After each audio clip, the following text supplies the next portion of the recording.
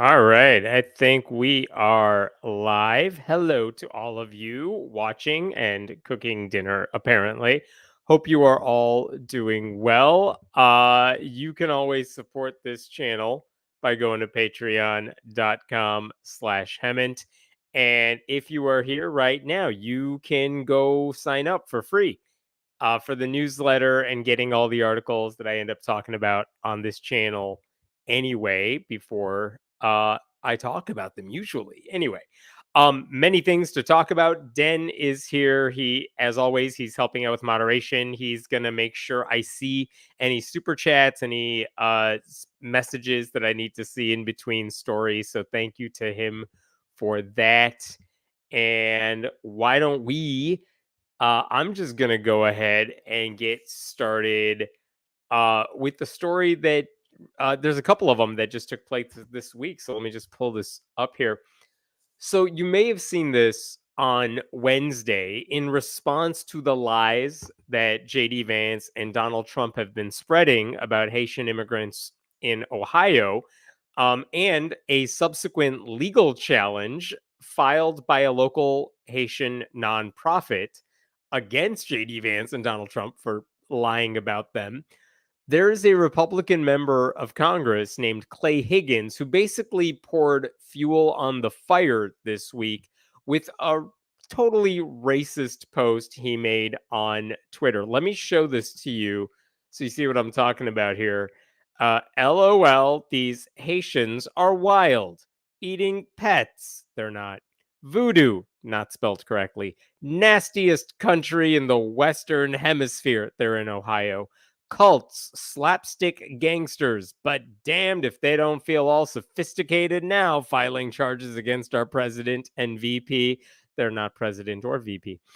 All these thugs better get their mind right and their ass out of our country before January 20th.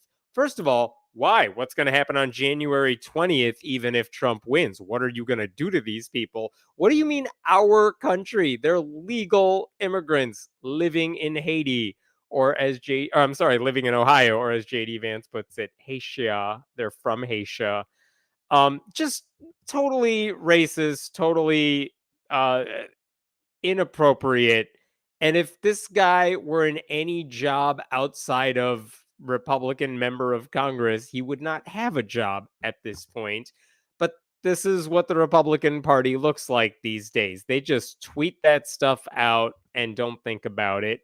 And what is that if not a literal threat against American citizens, right? Telling them to leave this country before a possible second Trump administration gets underway. Just absolutely uncalled for. Now, if some of you are not familiar with Clay Higgins, and I hope you're not, but let me share this with you because this is something that may explain to you who this guy is. It's an older article, but check this out. The Clay Higgins is a representative from Louisiana, and this is an article from a couple decades ago. But look at this article. It's about David Duke, the KKK Grand Wizard who once ran for governor of Louisiana, and Pat Buchanan, who was running for president on much of the same platform later on. Louisianans who voted for Mr. Duke for governor say it will be a lot easier to cast ballots for Mr. Buchanan for president. Duke won't get the vote.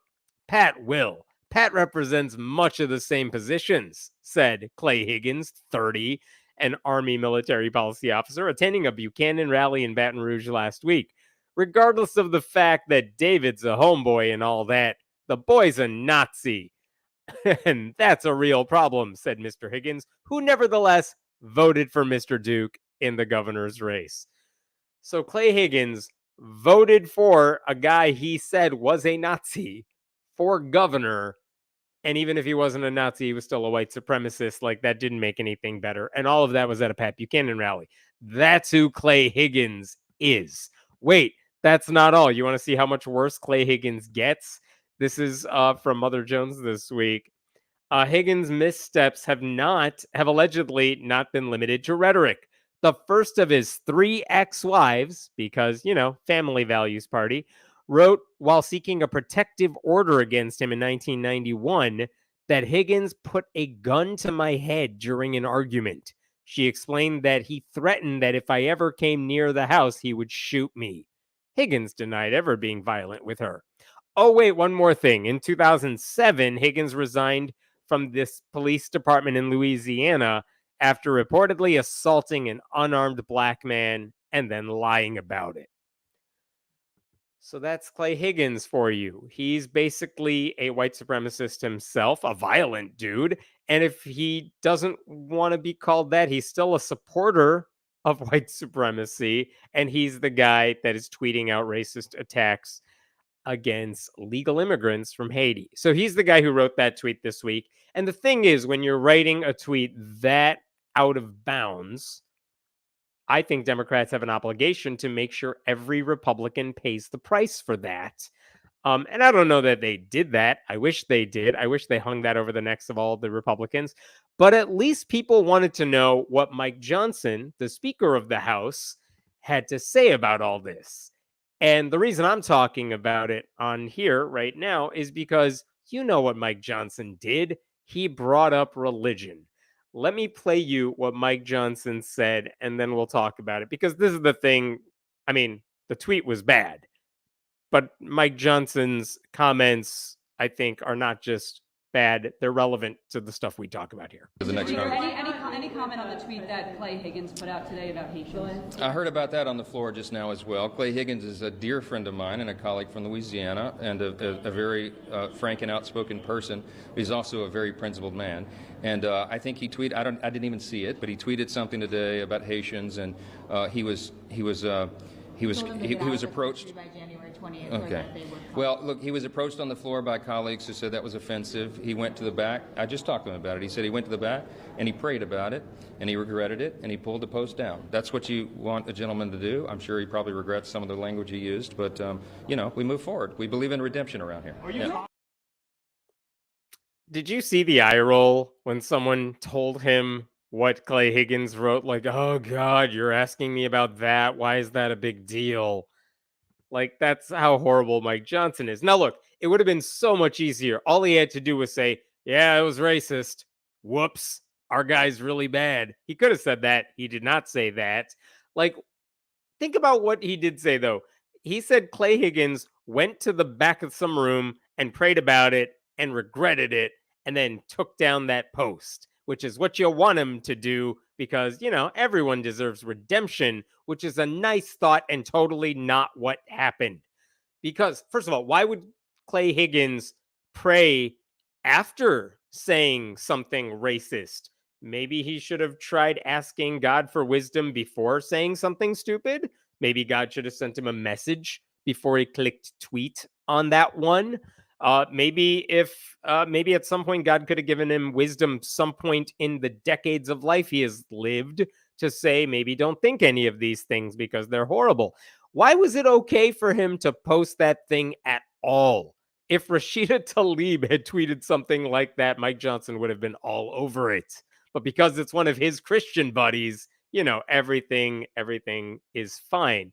And you know who also doesn't think Clay Higgins did any of that stuff? Clay Higgins. Because according to CNN, this is what happened after Mike Johnson said all that stuff. Despite the backlash and ultimate decision to take down the post after he said he prayed on it, Higgins told CNN he stood by his demeaning comments. It's all true, Higgins said. I can put up another controversial post tomorrow if you want me to. I mean, we do have freedom of speech. I'll say what I want. Digging in, Higgins continued, it's not a big deal to me. It's like something stuck to the bottom of my foot. Just scrape it off and move on with my life. Again, he's a white supremacist. No one should expect him to ever do the right thing. He's also a Republican. My standards for what he needs to do to be acceptable is very low. But okay, think about what this means. Higgins tweeted what he believed, and then he told CNN, oh yeah, I definitely meant that. And the question I want to ask to all of you is, why was Mike Johnson lying to everyone? He said Clay Higgins regretted his comments. No, he didn't. He said Clay Higgins prayed about it. Doesn't sound like he did. I mean, if he did, then God changed his mind real quickly on that one. Mike Johnson said Clay Higgins deserved redemption. Higgins then said, "Oh, yeah, that horrible thing I said, I'm going to double down on it." So, Johnson then, that means Johnson must have known Higgins meant every racist word he said when he was defending his colleague, since that conversation totally never happened.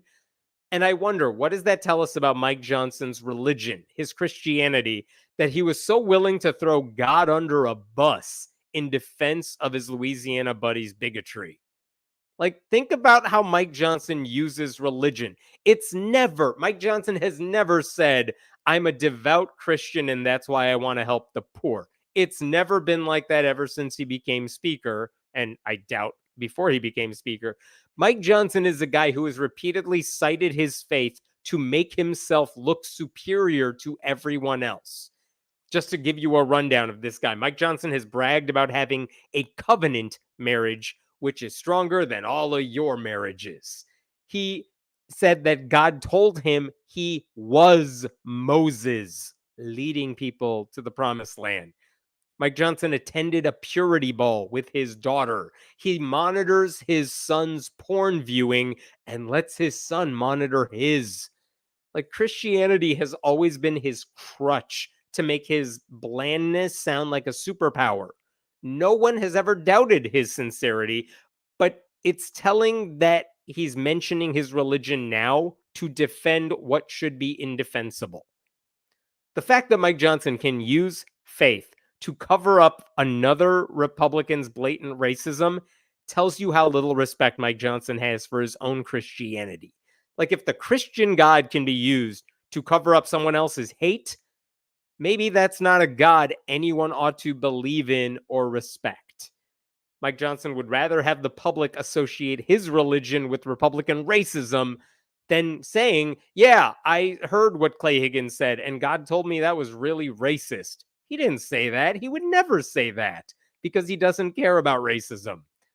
You know, the irony is that there actually is one openly non-religious member of Congress and another couple dozen religious members of Congress who are part of the Congressional Free Thought Caucus, and none of them use their faith as a weapon on Capitol Hill. And none of them need to speak to God before or after allegedly walking back their racism, because they just don't say racist stuff in the first place. It takes religion to do what Clay Higgins did and act like you are okay because of it. And then for Mike Johnson to use religion to act like it wasn't a big deal. Like, it was a Christian who spread the racist lies. It was another Christian who tried to downplay the seriousness of what Clay Higgins said. Like, Johnson is a horrible leader. He is a horrible example of what conservative Christianity has become during the Trump era. Like, there's no hint of compassion. There is no thinking about the Haitian immigrants who are the victims of what Clay Higgins is saying. Mike Johnson has no sympathy for any of those people. No, God's only purpose, apparently, is to shield racist Republicans when they do something despicable. Like, the only question I have then is, what line would have to be crossed for someone to be irredeemable? Right? If Clay Higgins saying something racist and threatening Haitians is okay, he can be redeemed. Like, what would it take for God to say, no, you've gone too far? Because I think in Mike Johnson's view, the only thing that's irredeemable is having a D after your name on a ballot. That cannot be defended. But, you know, a white KKK supporter from Louisiana, that guy deserves many second chances. Just a completely despicable thing to do. And again, I know people have trashed Clay Higgins for it. I haven't seen nearly as much criticism about Mike Johnson, though that guy also deserves to be criticized for what Clay Higgins did. Okay, I'll stop there for now. Happy to take questions about this before I move on. Prayed about it. It's okay then, obviously. You can be as offensive as you want as long as you pray and somehow those words don't matter. I mean, that's the thing. Why can't God tell these people to say something decent or thoughtful or helpful? Never happens. God has never told Lauren Boebert, do something for the people you represent. He's never told Marjorie Taylor Greene to be a voice of reason. Somehow, the only people God ever speaks to in Congress are the worst members of it, and they always do the worst things. Isn't the age of accountability a Christian thing? Below a certain age, you can get away with stupid shit, but after you're expected to know better. Yeah, like in the Catholic faith, the age of accountability is like maybe 8 or 9. And in conservative Protestant Christianity, it's like 73. But, even Trump gets an exception to that one or something.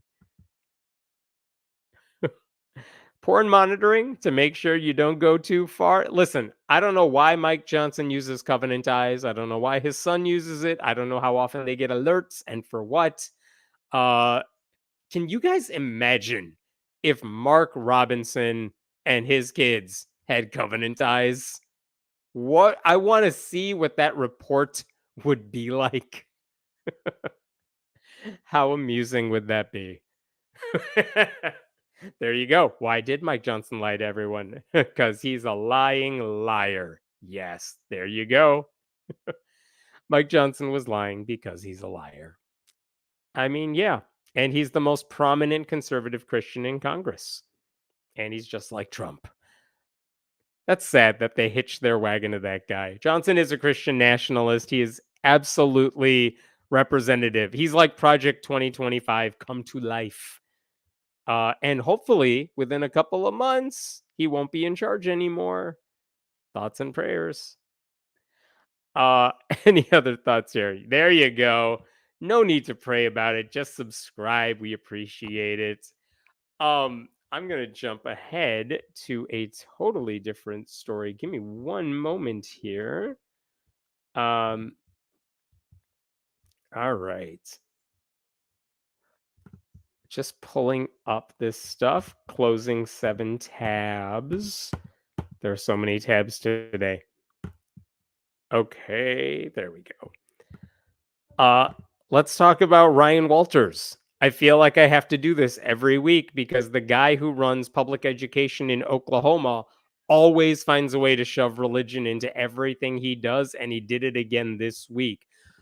Basically, he now wants to spend $6 million, taxpayer dollars, on new King James Version Bibles for teachers across the state. $6 million. Let me show you the headline here. This is from the Oklahoman.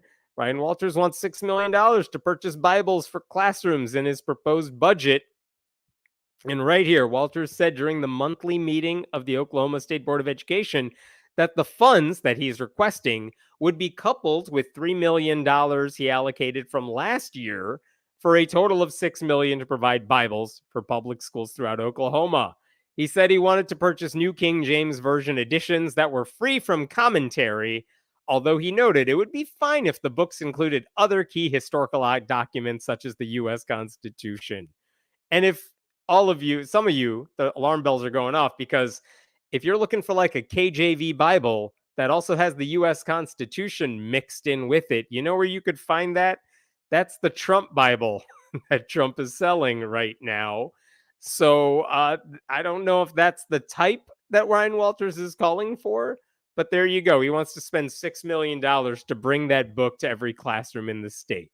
Now, just because I feel I have to do this, for those of you who are not familiar with Ryan Walters, the Christian nationalist running Oklahoma education, this is the same guy who tried to already force teachers to just make the Bible part of their curriculum. He backed a taxpayer-funded Catholic charter school, which the Oklahoma Supreme Court had to later declare illegal.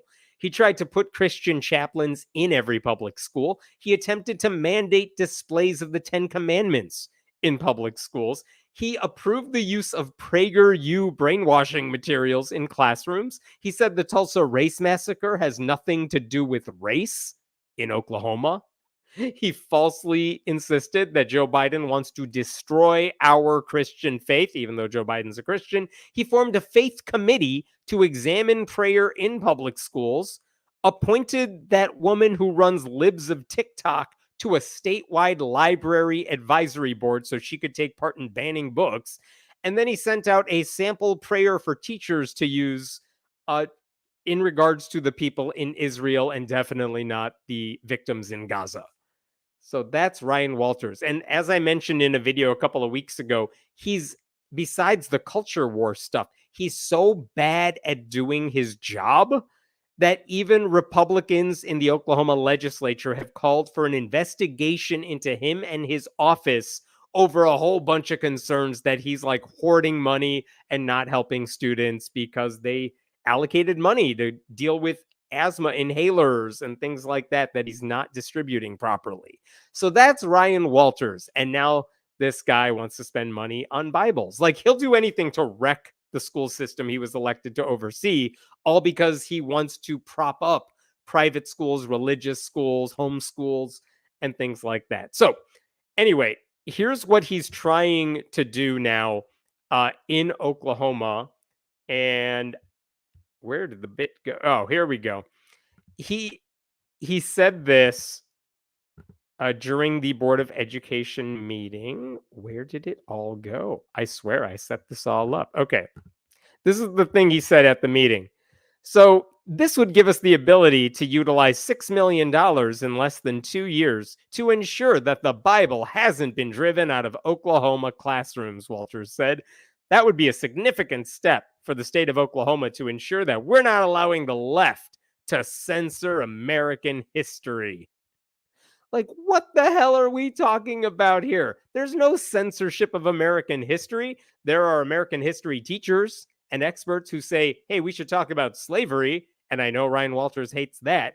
But no one's driven the Bible out of Oklahoma schools or Oklahoma. Like, there's a reason none of you want to visit the Panhandle. It's because the Bible is everywhere. He apparently said he wants to purchase all this stuff in order to protect U.S. history. His vision of what U.S. history classes ought to be like is the sort of history promoted by Christian pseudo-historian David Barton, which is to say it's all this fictional, Jesus-centric story of our past where all the founding fathers were all the same kind of Christian and they all shoved the Bible and the Bible's words into the Declaration and the Constitution and everything else. And none of that is true, but Ryan Walters would rather lie about Christianity than tell the truth about American history. And, you know, this is a side note, but I don't know why he needs $6 million to do this, because I looked up the numbers. Let me share this with you. This is from a document on Ryan Walters' office's own website. This is from 2021, 2022, but the page you're looking at here is the teacher and student count in Oklahoma. I'll remove myself here. Look at the far right here, because what this says is that in the 21-22 school year, there were about 700,000 kids in public schools and 42,551 teachers. Like right over there, you could see that. If there are 42,551 teachers, and I know like gym teachers don't need a copy of the Bible, presumably math teachers do not need a copy of the Bible, but let's suppose he wanted to give a Bible to every single public school teacher in the state of Oklahoma. Do the math right now. 6 million divided by 43. Let's round up to hit for his benefit. Round 6 million divided by 43,000. How much money would he be spending on every copy of the Bible? Because when I did it, it came out to about $140. If you bought a book for every single one of them, it would cost $140 per Bible. What are his overheads like? Like, did no one at the board during the meeting do the basic math here? Not to mention there are countless Oklahoma megachurches that if you gave them the opportunity, they would throw Bibles at the public schools for free. And I don't know if you all know this. there are copies of the KJV and New KJV online for free. And students today, even in Oklahoma, are familiar with computers. So this thing could cost $0, but he wants to spend $6 million to buy something that comes out to about $140 a teacher. I don't understand it. I don't know where this number is coming from, and he never bothered trying to justify the expense at all. And the thing is, during this board meeting that took place on Thursday morning, no one on the board bothered to question any of this. This is from the Oklahoman. At Thursday's education board meeting, all 4 of the appointed members in attendance asked questions about and expressed support for Walter's plans to distribute Bibles to every classroom in Oklahoma. Like, really? No one had any questions? I have questions. I'm not on the board. Like, all of them acted like this was in the spirit of religious neutrality, that the Bibles were absolutely not an endorsement of Christianity, and that the only purpose of this project was to help students learn the role the Bible played throughout American history. But if that was the actual agenda here, again, there is nothing stopping public school teachers from referencing any relevant text in their classroom. This is one reason a whole bunch of superintendents, and I made a video about this like last week, a whole bunch of the biggest public school systems, districts in Oklahoma, the superintendents have said, yeah, we're not participating in the mandatory Bible policy that Ryan Walters created. Why? Because they said if our teachers need to reference the Bible, they have the leeway to do that already if they need to. History teachers can and do bring up the Bible if it's relevant. Same with English teachers. By the way, they can bring up the Magna Carta too if they think it's necessary, but you will never hear Oklahoma officials demand a physical copy of the Magna Carta in every classroom in the state, because that would be stupid. So if teachers want to bring in a copy of a Bible to their classrooms for objective reasons, they can do it. Translations of the Bible, again, are free online. No one needs a physical copy of this book paid for by taxpayers in their classrooms. And by the way, a translation of the Bible, this translation of the Bible, not only is it not used by non-Christians, many Christians don't use the KJV or some derivation of it. So why are we doing this? Why is it so important to Ryan Walters that we use this particular translation and this particular religious book? This is a $6 million gift to the religious ministry that would eventually get the contract to give these Bibles to the school districts. Like, I was trying to figure out what's the use of any of this. I think the only use I could think of to have a Bible in every classroom is that if and when there's a school shooting, some kid grabs a copy of it and holds it up as a shield. And then maybe once that Bible might be useful, and even then, probably not. So the board, the reason they met that day is because they were trying to approve a budget. And they did. They approved a budget that is worth $4.1 billion. And so the $3 million earmark for the Bible that Ryan Walters is now asking for, in addition to the $3 million from last year, like, it's a drop in the bucket. It's not much. And this is a $4.1 billion request to the state legislature for his office. They may end up saying no. They may end up saying, we're not giving you $4.1 billion. We're going to scratch things off the list. We'll give you a lot less than you requested. That is, in fact, what they did the year before. So, but it is indicative of the board's priorities, where they are using this money, what they want to use it for, and things like that. And it's clear Ryan Walters is more interested, not just Ryan Walters, his colleagues too on this board, they're more interested in promoting Christianity than giving students the tools they need to succeed. They want to rewrite history to advance their faith, despite criticism from historians who know better, and they want the legislature to pay in order to brainwash public school students. One silver lining to all this is that some people are speaking out. They're doing it loudly, and it's worth listening to what they're saying. For example, a Democratic state senator. There's like 4 Democrats in Oklahoma, but they're awesome. One of the state senators, her name is Mary Boren, and she said the U.S. Constitution is not the only constitution the state school board needs to consider when making its decision. Oklahoma's constitution specifically says that the State Board of Education cannot do what they are trying to do. The Oklahoma provision in our Constitution establishes a higher bar of separation of church and state. So awesome. Yeah, she's right. That's fantastic. She also poked a hole in the argument that this particular version of the Bible was influential because she said even Michelangelo was influenced by the Latin Catholic Bible, not the version Ryan Walters is promoting. She's not the only person speaking out either, though. Let me show you a different comment that was made. I really liked this one, if I can find it. There we go. This is from the leader of the Democrats, House Democratic leader Cindy Munson, who released the following statement, also raising concerns over Walter's request. Let's read this together because it's awesome.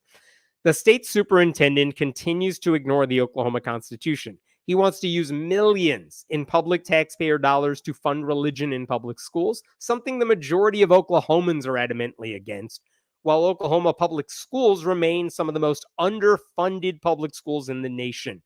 Oklahoma ranks 45th in the U.S. for per student expenditures, and our public school teachers are paid more than $10,000 less than the national average salary for public school teachers.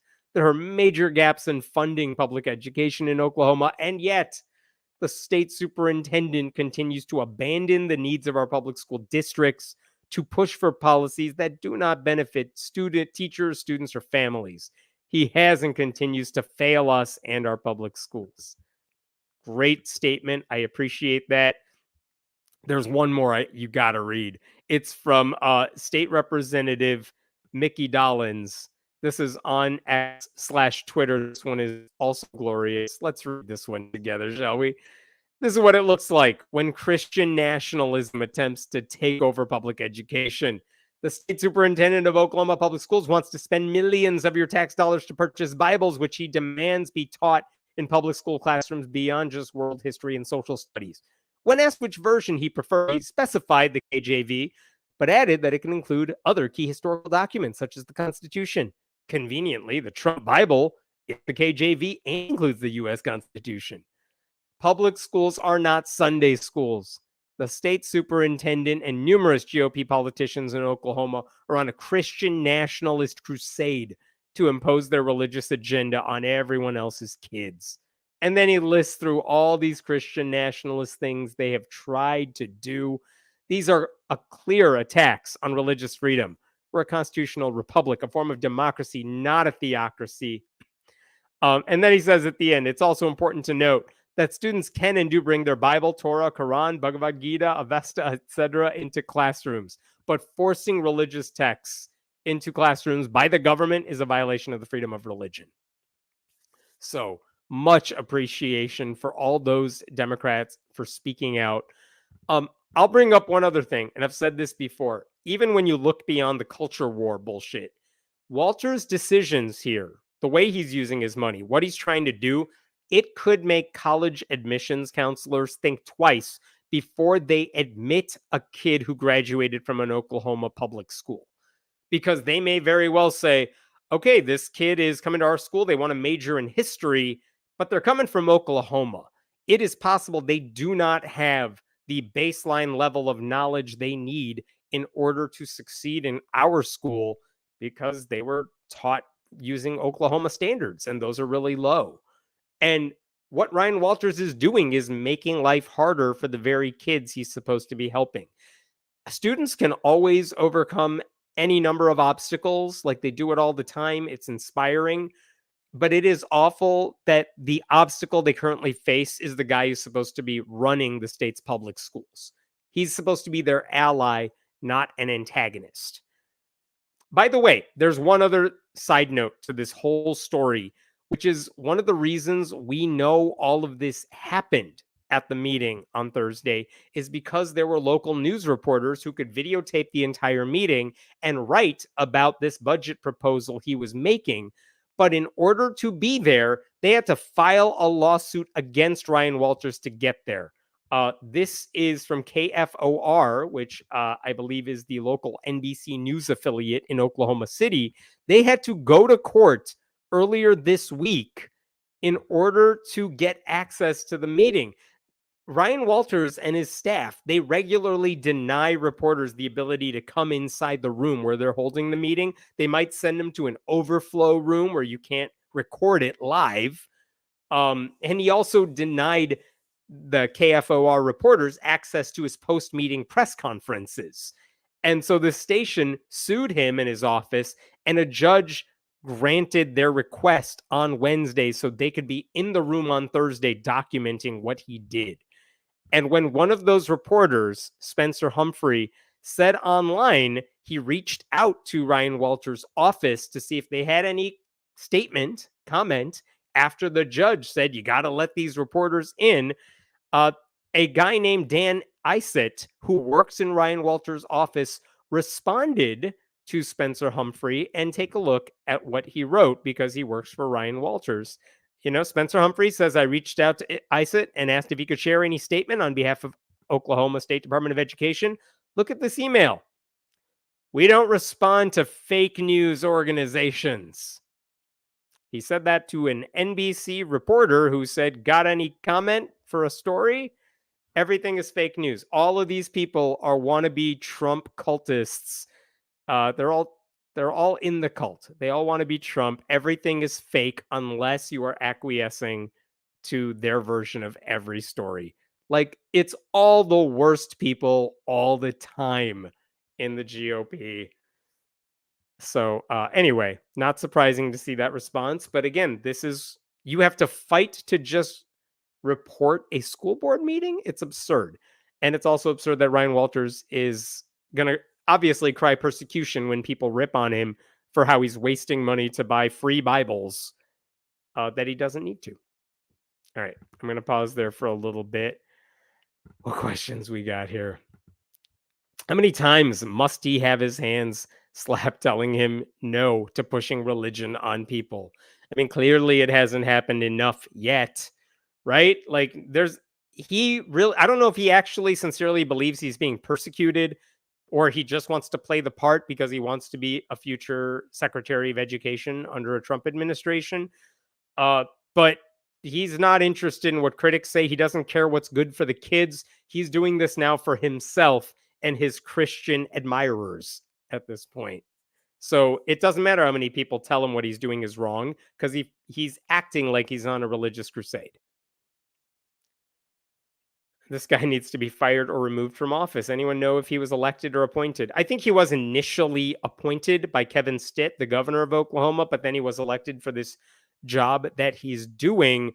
But again, Republican lawmakers are trying to get him expelled. Some of them, but even the guy they said who would need to approve an investigation, as I said in a video a couple of weeks ago, he won't do it yet. He's not giving them the permission they need to do the investigation. So right now, even Republicans cannot get rid of this guy. So he's there unless Kevin Stitt or voters decide to do anything else. Hey, I say give them all a Bible. Just make sure they get a Quran too and a Bhagavad Gita as well, and they have to teach all three. Here's the argument that Ryan Walters is making against all that, because that argument has been brought up. Like, why aren't you asking people to teach different religious texts? And his argument is, well, we're doing U.S. history here, and the Constitution is based on the Bible, not the Quran, and this isn't about religious indoctrination. We're trying to get you good American history, and so only the Bible can be used. That's his argument for why this doesn't need to be religiously neutral, because that would be unfaithful to American history. It's a bad argument because, again, American history didn't use this particular version of the Bible, or at least this Bible did not influence the documents he claimed they influenced. And again, what are you trying to use the Bible for in this case? What are you trying to teach the kids, that you need a physical copy of this book? Because if you're referencing like Year of Our Lord in the Constitution. That's not just a formality that everyone wrote. That has nothing to do with anything. You don't need a Bible for that. And again, it's hard to take seriously the founders who did reference the Bible because, one, even if there were religious, who cares? A lot of people were religious. They didn't know they didn't know anything about evolution at the time, nor did they know anything about toilets. Like, they were really bad on a whole bunch of issues. And so the fact that some of them were Christian is irrelevant to the documents they wrote. So it's all pointless. This is just his attempt to shove the Bible in schools, just like Louisiana is putting the 10 Commandments in schools. Can't the students use the internet to access the Bible? Just give students internet access. You could. It would be free, at least no additional costs. But again, that would only make sense if you're not trying to indoctrinate kids with the Bible. Ryan Walters absolutely does want to do that, which is why free options are not part of his agenda here. So he wants to pocket the difference and give to the poor, right? Yes, that's absolutely what it... No, of course not, right? Like, let's assume there's no kickbacks to Ryan Walters here. Some company would be tasked to make Oklahoma public school Bibles that would be distributed. And that company, because again, the overhead thing, you can print up as many copies of these books as you want. You could do it really cheaply. You don't need $6 million, even if you wanted to make 43,000 copies. So I don't know if Ryan Walters is trying to get rich off of this. I don't think he is, but some Christian publisher probably would, and they don't need to either. Not on the taxpayer's dime. Again, none of these people know how to do math. $140 for a Bible. Does it come with the hotel room too? Right? Like, even the Gideons are like, we have all these Bibles to just give away. Why don't you go to them? Nope. They want to pay lots of money for no reason because Ryan Walters wants everyone to know he'll use taxpayer dollars to promote religion. Hey, listen, Den, the newsletter could be $140 if someone wants to pay that much. However, you could sign up for free as well. Let me pull up the next thing here. Close up Ryan Walters tabs, which always feels good. Give me 1 minute here. I swear, with this many tabs open, everything just goes slower. If you have any recommendations for shows I should watch this week, I watched The Perfect Couple. That was interesting. I won't give anything away. All right, just looking through here. Yes. Let's talk about this. In Colorado, they just did something really exciting. And of course, Catholic churches are now trying to put a stop to it because we can't have nice things. So let me tell you some backstory here. I may have talked about this, but it's been, I don't know, at least like a year and a half, I think, since I've discussed this. But in April of 2022, they did something really amazing in Colorado. They passed a law that funded universal preschool for like 4-year-olds across the state. Really incredible thing. This is April 2022. And basically what they did, with very little Republican support, the Democrats in Colorado, they passed a law saying kids could access half-day preschool programs at no cost to their parents. The governor's office said it would save families an average of like $4,300 a year. It would obviously give kids a head start in their education. Just an awesome opportunity for families that might not have been able to afford those types of programs in the past. And by the way, since this program launched in 2022, I just looked this up. This is from this past summer. Colorado's $322 million universal pre-K program launched last August because, of course, they passed the law in 2022. It launched in 2023. It provided 10 to 30 hours per week of free preschool to 40,000 4-year-olds this past school year. So it's helping so many people. And you have to imagine their families are better off because those kids are getting that early education. Not only is it helping 40,000 kids, they're attending 1,900 participating schools. And this is where it gets interesting. 40 of those 1,900 schools are religious. like they're run by a church, and that is allowed. Those churches can also get access to state funds to run a preschool, but there are some rules.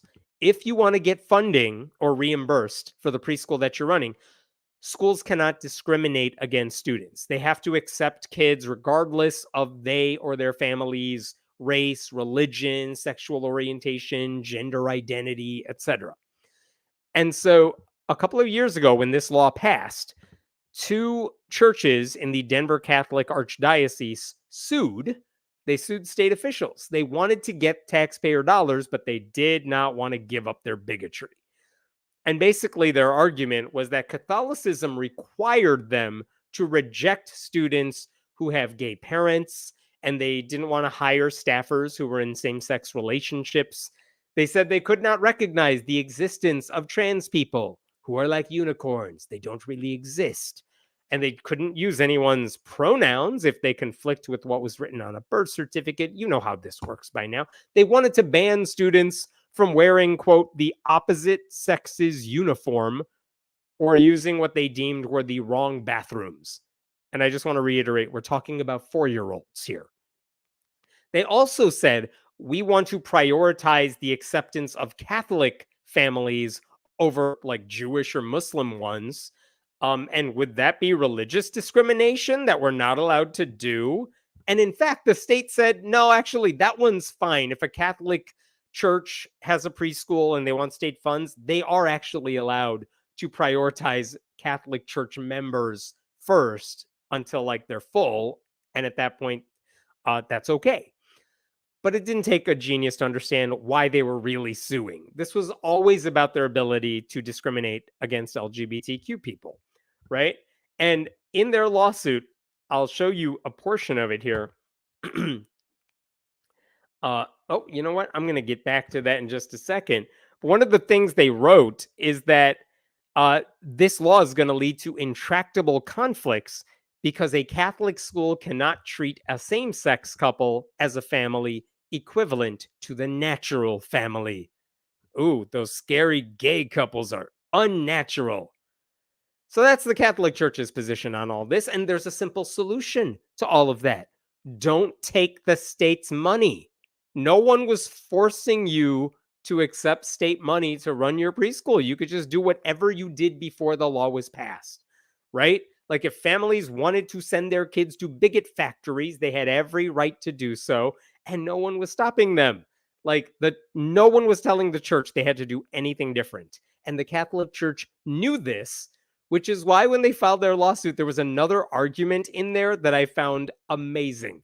They said the law for universal pre-K was bad for business because if preschool is free at the place down the street, why would anyone pay the Catholic Church money for taking in their kids for preschool? And then if enrollment went down because everyone was sending their kids to the free preschool across the street, they would have to charge their own members even more money. And why didn't state officials care about the Catholic Church's bottom line? And you might think I'm exaggerating, but let me show you what they wrote in the lawsuit. Look at line 23. By creating a program that provides universal funding for preschool programs, Colorado has cornered the market for preschool services. Any providers who do not participate in the universal pre-K program will be severely disadvantaged since they will be forced to charge significantly higher prices than the participating programs, both secular and religious, which are not religiously barred from participating in the UPK program. Like, they're so desperate. They're like, well, if you help other kids, what about our desire to not help them? It would be really bad for us. Not only that, they were funded by the right-wing religious group Becket Law, and this is what they said in their press release about this lawsuit. Check this out. This ban, they acted like the law was a ban on Catholics. This ban forces parents to choose between paying out of pocket for the cost of faith-based preschool or receiving a free preschool education at any other private school in Colorado. So it also hurts the ability of schools like St. Mary's and St. Bernadette's to compete with other preschools that can offer free preschool education. Listen, if you can't compete, get out of the marketplace. No one feels bad for you. These people are so mad that other people get nice things that they want to ruin it for everybody because Jesus told them to.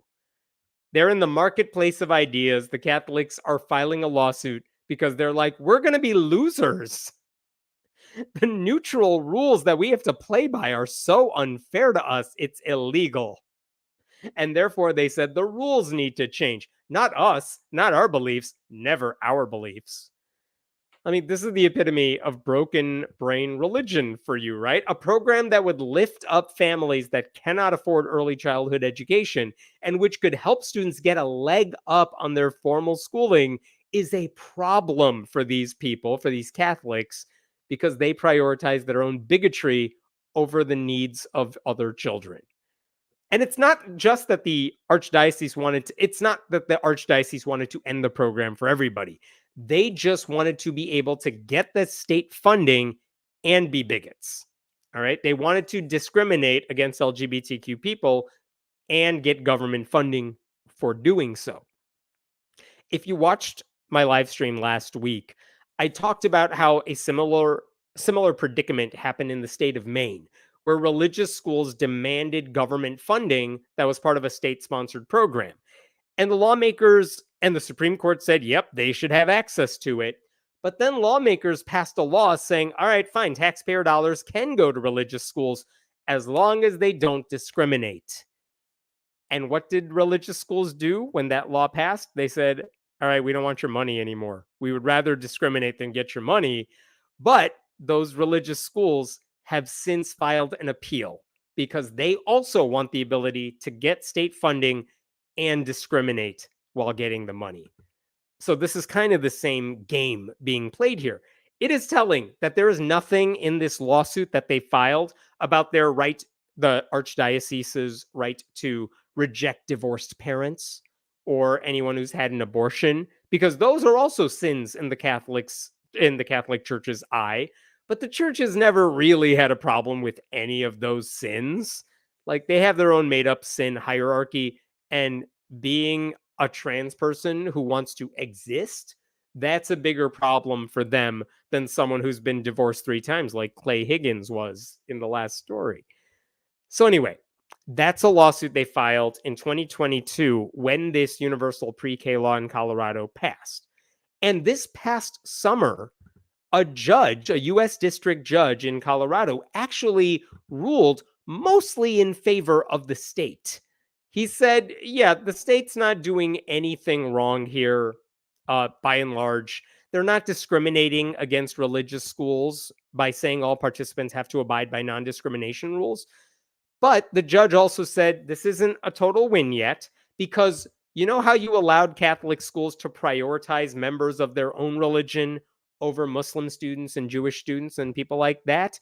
That is a faith-based exemption to the non-discrimination law. So the question is, are faith-based exemptions okay or not? Because the judge said the state cannot have it both ways. You can't say a Catholic church is allowed to be exempt from the rules when it comes to who they can take in on the basis of religion, but then put these rules that they're not allowed to discriminate for other reasons. You got to do it all or nothing. So that's interesting. Now, the Catholic schools at the time, they called that a victory, but because it wasn't the complete victory they wanted, they are now, this week, appealing the decision. They're not done fighting this in court. They want the court, and if not the appellate court, they want the U.S. Supreme Court to say we should be allowed to get access to taxpayer dollars while also discriminating for any reason we choose because we have a cross on our clothes. And so they're fighting this. This is also interesting because all of this might be moot. According to a website, Chalkbeat Colorado, which reports on education, the state actually removed the non-discrimination rules altogether for this school year. And I was trying to find the exact documentation for this, and I had a hard time finding it. But it seems like the state is saying we would rather let a few Catholic churches take state money and discriminate in order to make sure the program in its entirety can still exist. So maybe a judge or a panel of judges says, all right, well, you brought a lawsuit, you got what you wanted, we're tossing this out. That would be way better than letting this case get to the US Supreme Court. And maybe Colorado lawmakers saw that possibility coming and they said, let's just not fight this battle right now. We'll get rid of the non-discrimination rules. It's possible.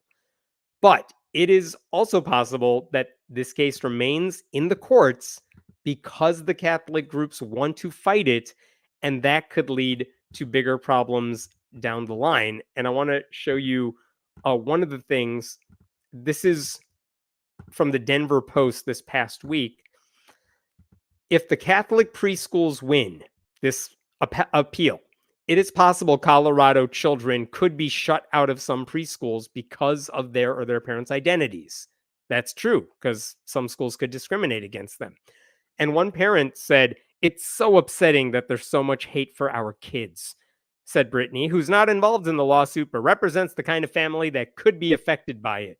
She spoke on the condition that her last name not be published in order to protect her family's privacy. These kids are just kids. They don't have a political agenda. And also in the same argument, they bring up the Supreme Court case that said religious discrimination might be okay. And the second paragraph here, then that tees up the tension, said Robert Kim, executive director of the Education Law Center. The religious schools are arguing that having to abide by those non-discrimination policies violates our religious rights. So it's obvious that the goal of this lawsuit, it's not just about participating in the universal pre-K program, but getting this case to the Supreme Court so that the conservative supermajority can create another hole in the wall of separation between church and state. Because maybe they rule that religious beliefs can always be a loophole for people who don't want to follow the law while receiving government benefits. And that would be a terrible decision, but that's kind of the trajectory where this is going right now. And again, the irony is that no one was ever forcing the Catholic Church to do anything that violated its beliefs. The Archdiocese was just unhappy that everyone else was doing pretty damn well by rejecting their bigotry, and these churches did not want to be left behind. All right, I'm going to pause there for a bit. What questions we got here? Yay, Colorado, right? Like when you have a state run with a Democratic majority and a Democratic trifecta, you can actually get really cool things, whether it's Tim Walz and the Minnesota legislature getting free school lunches and I think breakfasts in Minnesota to something like this. Like good things happen when you elect smart people. They really want that money. I know they do. It's so easy. All they have to do is open their doors and not be bigots. And they're like, this is so hard. Oh, there's a preschool market. Dear God, capitalism sucks. Hey, right there with you. It's appalling that you have to pay to send your kid to preschool. But in some cases where it's not easily accessible and there isn't a preschool nearby, sometimes, whether it's daycare or preschool, it's nice when the state is covering the cost of that. And listen, as someone who sent my kids to daycare and to a preschool of sorts, like I cannot tell you how beneficial that was for my family. Wait, why are they filing a lawsuit instead of just praying? Oh, I'm sorry. No, prayer only counts when kids are getting murdered in school or when a Republican says something racist. Then you pray about it. But if you actually want something to change, then no, then you filed the lawsuit and asked your buddies on the Supreme Court because, that actually matters. Everything else, you can ask God for help because even they know it's BS. Did you know Jesus never read the New Testament? What? He didn't read his autobiography. That's crazy. Yeah, like and subscribe, please. Did I say autobiography? I meant biography, right? Whatever it is. Ooh, this is a story I have not seen really reported anywhere else. Let's talk about this. I don't know how many of you are familiar with the Religious Freedom Restoration Act, RFRA. It's usually pronounced RFRA. But basically, this is a law passed a couple decades ago. Initially, it actually sounded good. Like, we want to protect religious freedom.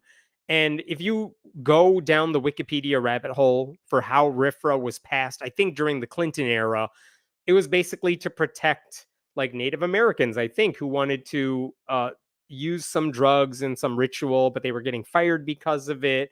And basically, the law says, look, if you're doing something for religious reasons, you shouldn't be punished for it. And basically, the law says the government cannot interfere with the practice of your faith unless there's a really good, compelling legal reason for them to do so. And that sounds kind of sensible, right?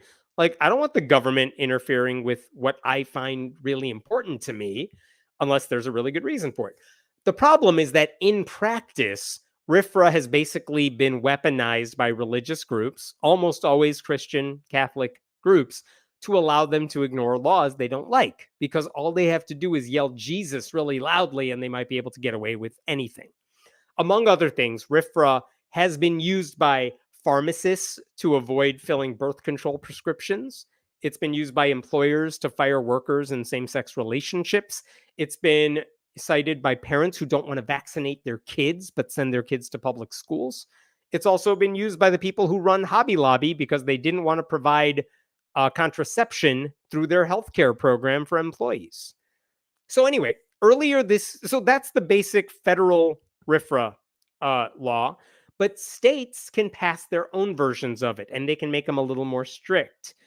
And so earlier this year in Iowa, that's what they did. This is an article from April of this year. Iowa governor signs Religious Freedom Restoration Act, right? And you can see the subtitle there. More than half of U.S. states have passed RFRAs since the federal government passed its version of the law in 1993. So Iowa passed its version of this law. It's a Republican state by and large. And the reason I want to talk about that is because this week, a judge used that law to defend a pastor. And it's the first time the law has been used and cited by a judge to protect a pastor. And I want to talk about what that case is about because it's wild, and you'll come away from it thinking, why the hell did this pastor get away with it? And here's the basic story, and this is such a wild thing. This is the headline, by the way. The only article I found on this thing so far: Iowa Religious Freedom Restoration Act used for the first time in court. Okay, so let's talk about what this story is all about. This couple that I'm going to show you right here, this is Brooke and Jeremy Higgins. And they are a couple that lives in Marion, Iowa. They run a church called Calvary Community Church. They moved there a few years ago to run that church. And here's what happened as for what they did. And I'm going to quote an actual lawsuit, a complaint rather. I don't think it was a formal lawsuit. But look at the right side here. I read through this so many times, this column on the right, because it's kind of convoluted, but my understanding of what this couple did is as follows. This couple purchased property in the town of Marion, Iowa. They then sold that property to the church that they run, Calvary Chapel, Iowa, for $1. You could see that right up there. Jeremy Higgins signed for both parties, himself and the corporation.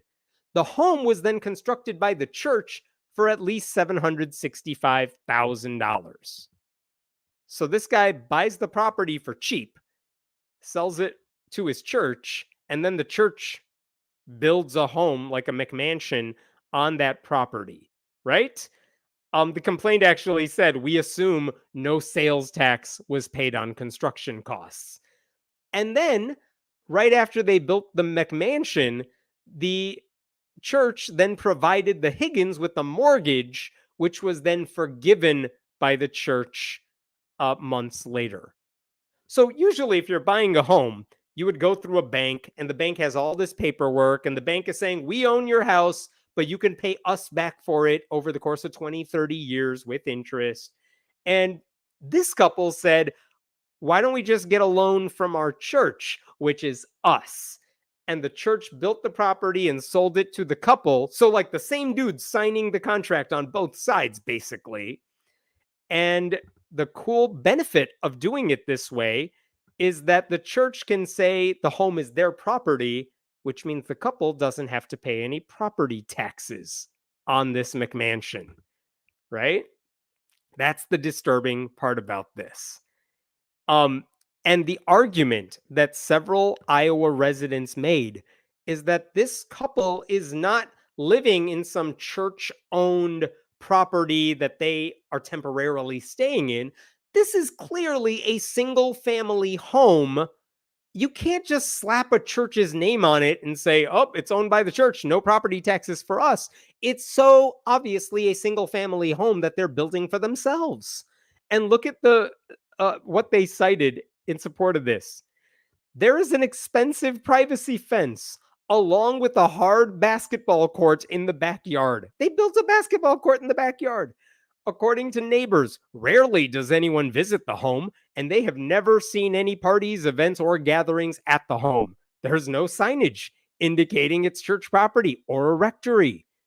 And yet, the property is fully tax exempt on the basis of a pastor's residence, aka parsonage. So basically, this is on the books as a church-owned property, even though the family is clearly not just using it. It's not like other pastors live here, right? Like, it might be legal in certain situations, this pastor's allowance, but this guy has no business writing this off in any sort of way. So this complaint says that under no circumstances should this home be tax exempt. The Higgins bought a home in this community, but they are not paying for local schools, roads, parks, emergency personnel. And why don't they have to pay for that stuff like their neighbors? Because they're pretending that this is church-owned property. And that's not all. The complaint actually had more proof that this is not a church-owned nonprofit facility, because check this out later in this complaint. Here we go. To support that even further, there are two registered active for-profit LLCs, businesses, operating from the home. One business, the Coffee Pusher LLC, is registered to Brooke Higgins, the wife of Jeremy Higgins, claiming the exemption. And the other, 6811 Productions LLC, is registered to their adult son, Devin Higgins, who also resides at this property. There are two actual money-making businesses operating out of the house. And again, that would be fine if this was just your house and you're using your house as the place of business. That's legal. But this is clearly just not church property here. You can't just set up your business shop inside a church and then like get away with it. You can do that at your home. So again, the point is, this is not their church property. This is their home. The county needs to treat it that way, right? So again, the bottom line, if this was a church-owned home, the tax exemption would be legal, but it's not. It's a single-family home. They don't deserve a tax exemption. So the question is, did this home deserve to be categorized as church-owned? Because all the evidence suggests it's just a regular-ass home owned by a family that also happens to run a church. Like, think about this for a second. If their church shut down or closed for any reason, and that happens to a lot of churches, do you think this family would be like, oh no, our church shut down, I guess we have to move out because the church owns this home? No, they're going to stay there because it's their house. Like, who cares about the church at that point? Everyone knows it's their house. It's not the church's house. And then the problem didn't end there, because it turns out the church also runs a preschool and daycare, and they say those are tax exempt because the church runs them.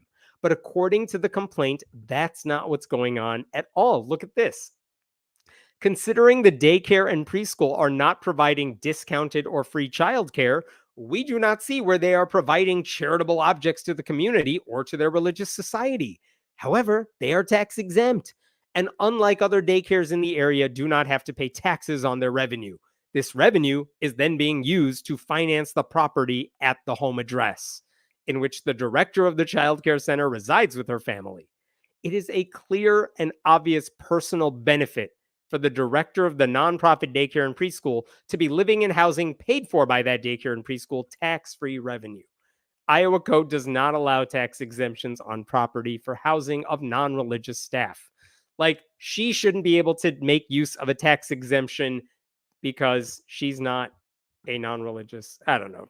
It's all messed up. You get the point here. I know it's getting convoluted, but that's the idea. So basically, this complaint was sent to the Iowa Department of Revenue. And they said, this isn't a lawsuit. They're just saying, you people need to investigate this. You need to investigate all the tax exemptions being provided to Calvary Chapel, Iowa, because who knows what we missed?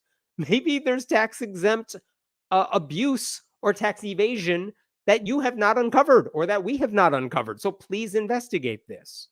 And the Iowa Department of Revenue took that complaint and they said, all right, fine. We're going to give this to an administrative panel of judges, which is the group that has to handle these issues, and they get to make the call on this. Okay? And this week, that administrative panel issued their decision. That's why I'm talking about this week. And so what did this administrative panel? This is a secular government-run panel of judges saying, okay, we see the complaint. We looked into this. And what did they do? They basically said, we're going to throw out this complaint entirely. Why are we throwing it out completely? Because Iowa has a brand new law called RFRA. In short, they did not have anything to say about the merits of the arguments that were made in the complaint. They said that random taxpayers, the 9 people who signed off on the complaint, the random taxpayers have no right to challenge a tax exemption that a church is already using because the Religious Freedom Restoration Act law in Iowa says you're not allowed to do that. All right. And here's what they said. I'm showing you what the judge panel wrote here. As discussed below, this is because this type of litigation imposes a substantial burden on the exercise of religion. Like, if we allowed anyone to sue religious leaders over alleged wrongdoing, it would get in the way of them telling their congregations how ethical they are. And if that sounds absurd to you, I think the judges even recognize that because they actually called on a higher court to steer them in a better direction. Okay. Let me see if I could pull this up here. Again, they said they're tossing out this case, but look at this line here. To hold otherwise would be to allow the unaccountable political opponents of a church the option to use the power of the state to target and or retaliate against the religious organization for the organization's activities, thereby creating a chilling effect, not only on that specific religious group, but also all other similarly oriented religious organizations. This is precisely the type of religious interference that RFRA was designed to prevent. And until the judiciary provides different guidance on the scope of RFRA, this case must be dismissed. Like, we can't do anything because the law tells us, RFRA tells us, random people can't get in the way of how people practice their faith. They said one other thing here that I found interesting. They said, okay, fine. If you want to file this complaint and you want to take away the tax exemption of the house and what the church has tax exemptions over, it would require the pastor, Jeremy Higgins, to provide us with a lot of paperwork, right? So we can make sure everything was done the way it was supposed to have been done and that there were no shenanigans in play. But here's what the judges wrote. Here we go. They're quoting from what the lawyers for Jeremy Higgins and Calvary Church said. And check this out. Here, subjecting Pastor Higgins, the church, its board members, its elders, and its members to defending against a contested proceeding, complete with abusive discovery demands substantially burdens religious free exercise of religion. It's so hard for them to have to pull up paperwork for you. Time is a limited resource. The work and ministries of the church will face the vagaries of litigation, which will take primacy. In other words, the pastor cannot focus on sermons because he would have to focus on the lawsuit, and that would be unfair to his practice of religion. Pastor Higgins will experience a chill on his First Amendment protected speech about socio-political theological issues and will face the choice of self-censorship or run the risk that petitioners will add more of his protected statements to their litany of complaints. They were not complaining about his statements. More on that in a bit. But basically, they're arguing that if they have to protect themselves and defend the shenanigans they pulled, it would take him away from preaching. And how dare you do anything that takes this guy away from preaching? Unbelievable. That is how good it is to be a Christian pastor. You can twist the law in your favor, arguably illegally, and then say no one has the right to challenge you because that would be religious persecution. So now, here's where we're at now. Those 9 people, citizens of Iowa, who put together this whole document and made the formal complaint to Iowa state officials. And now these judges said, no, those 9 randos cannot file this complaint. That means unless the Iowa Department of Revenue or some government agency initiates a lawsuit, there's no way for these tax exemptions to be challenged, much less revoked. And that's because due to RFRA, the state has to prove they have a compelling interest. They have to enforce the tax code, and it cannot be achieved in any other way but to make this guy defend himself. That's the burden they now need to reach, right? And there's no way to just let randos file lawsuits and give them the right to force churches into litigation. And so this lawsuit is over. This complaint is over, I should say. Now, will the 9 petitioners appeal? I don't think they will. It doesn't look like they're going to get a different ruling from other judges, so that's probably not likely. Which is to say, RFRA in Iowa is working exactly as intended. Because instead of promoting religious freedom, as they like to say it does, it's giving religious organizations another weapon to fight rules that are meant to apply to everybody. And that's really what RFRA is all about.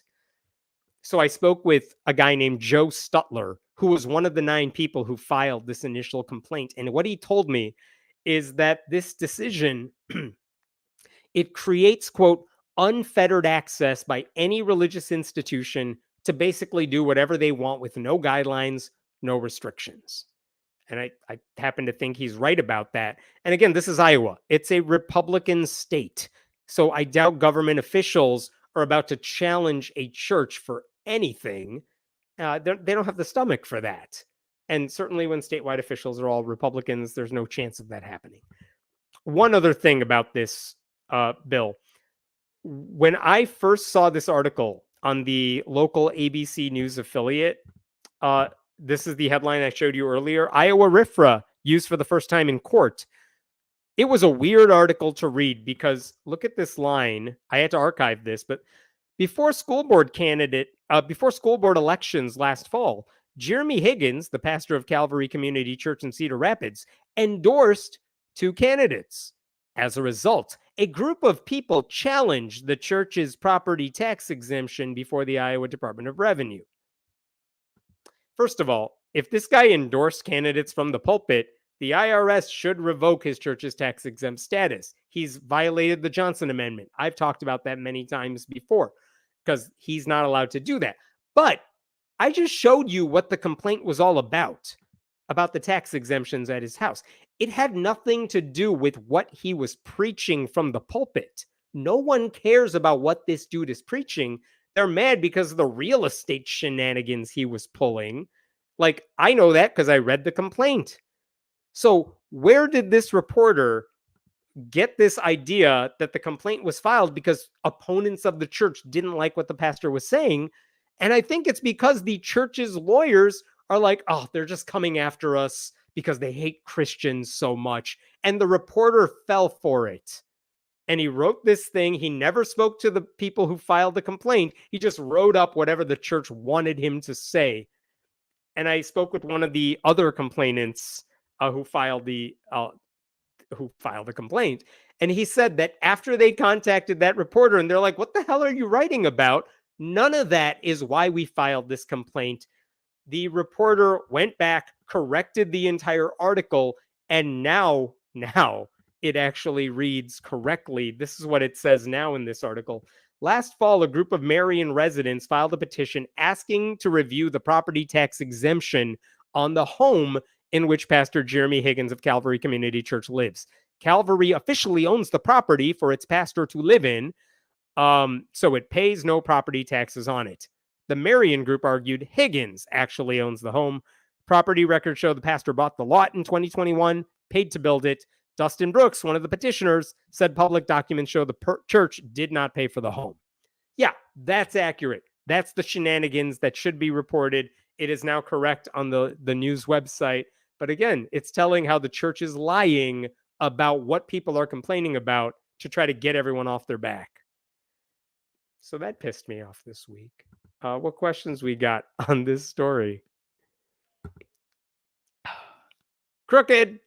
Yep. I mean, it's totally shady. It is totally shady. I mean, I usually see stories of, or memes of pastors whose homes are tax exempt, because sometimes on Reddit or online, you will see pictures of like actual mansions owned by televangelists or Joel Osteen or whoever. And they're like, these guys pay no taxes on their home because their church owns the property. And it's the same type of shenanigan happening there that is happening here. But this one's even more blatant. Like, again, these guys built the home recently.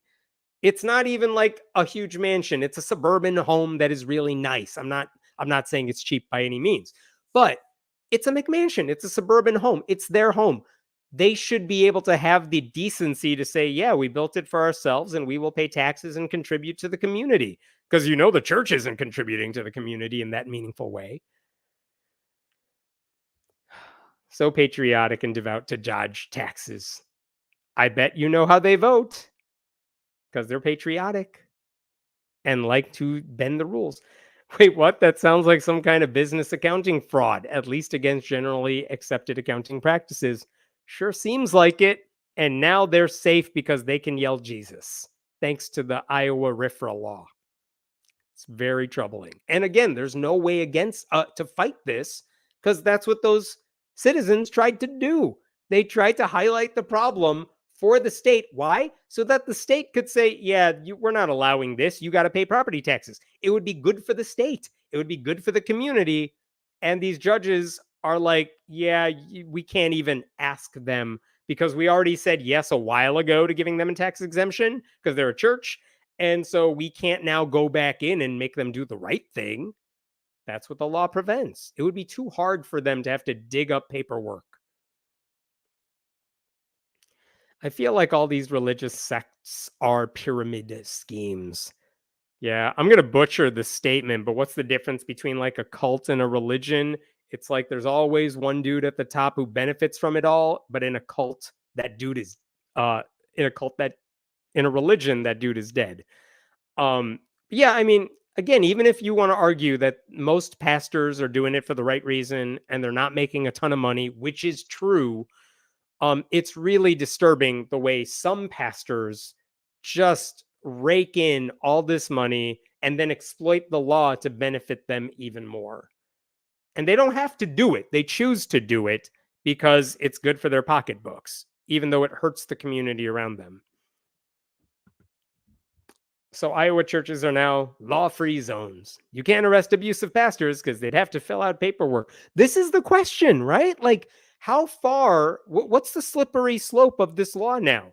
How much can churches get away with? Because again, if it's abuse, the state, in theory, could argue we have good reason to come after you because you are literally abusing members of the community.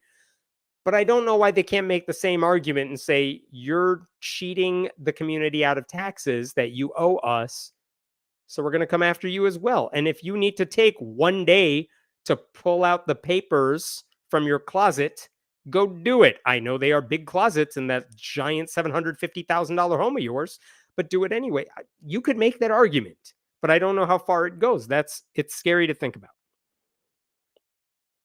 Every time I hear Hemant say RFRA, I channel Scooby-Doo and say RFRA, ruh-roh. Well played. Well played.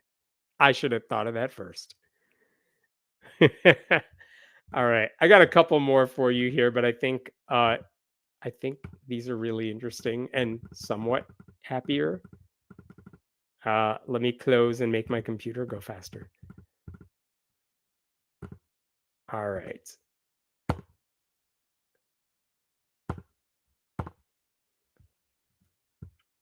Oh, this is an update to one I covered a while ago.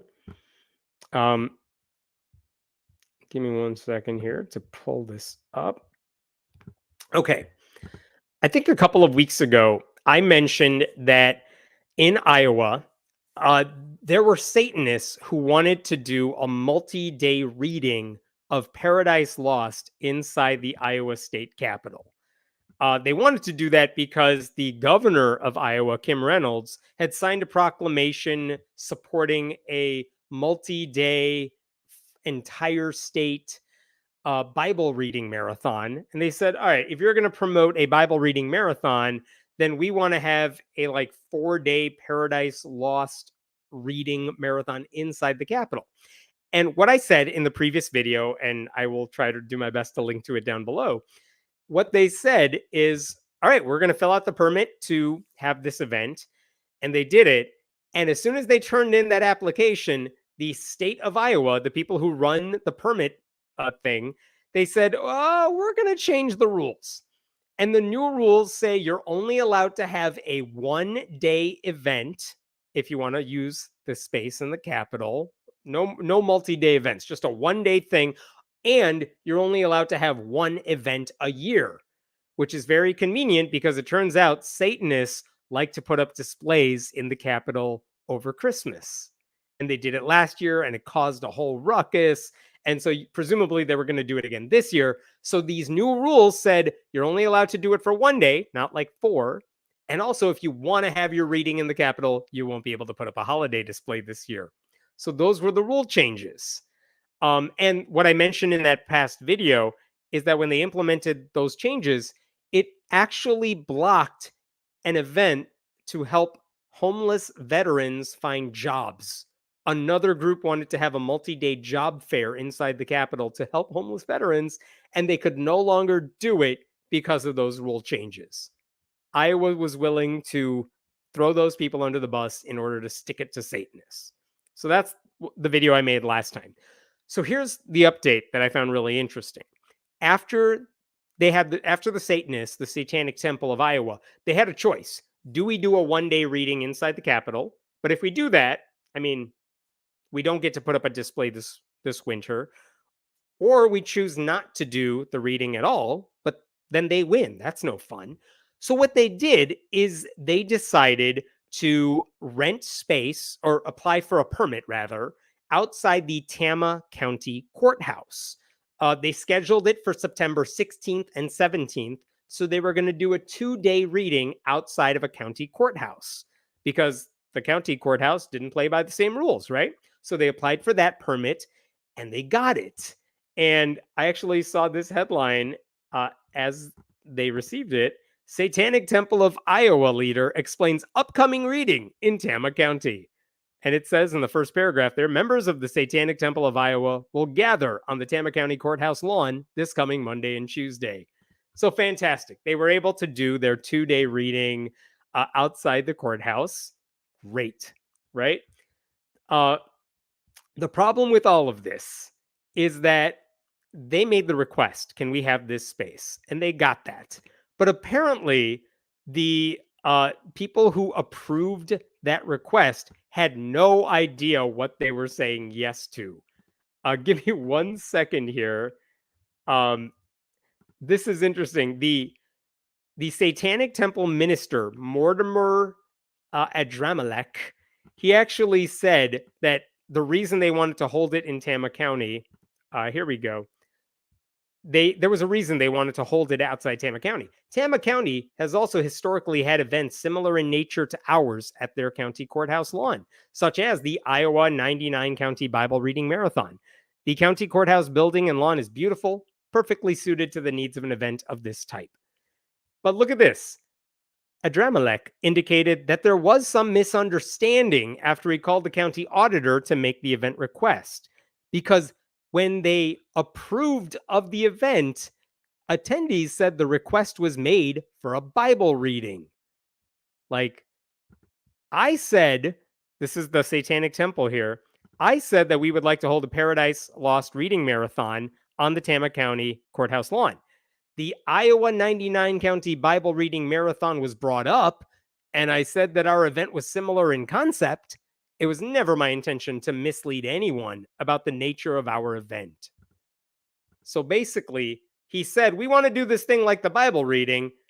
The people at the courthouse who make these decisions said, yeah, okay, that's fine. You can have a 2-day reading outside the courthouse, because they thought they were going to do a Bible reading. And then the Satanists are like, no, we're Satanists. But again, none of that should have mattered. It's a cute little miscommunication, not intentional, but kind of funny. But also, who cares? Because the Satanists have the First Amendment right to take advantage of this space as well, right? It's open space for public use. The text that they are reading is irrelevant.